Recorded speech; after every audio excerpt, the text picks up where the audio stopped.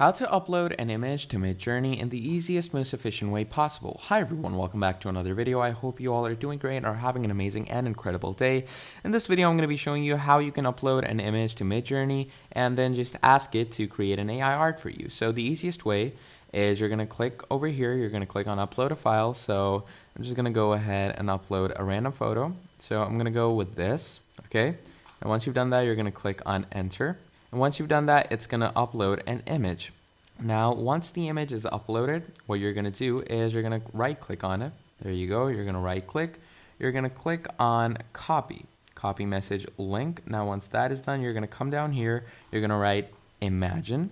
Once you do that, you're going to click on this, and then you're going to paste the link and give it prompts. So make it look like a crayon drawing and give it abstract quality. Like you can, do stuff like that. And once that happens, look at that. It's gonna basically start generating your message. And once it does, there you go. That is how you upload images and create AIs out of them. Thank you for watching, and I'll see you all next time. Goodbye. Make money with AI today.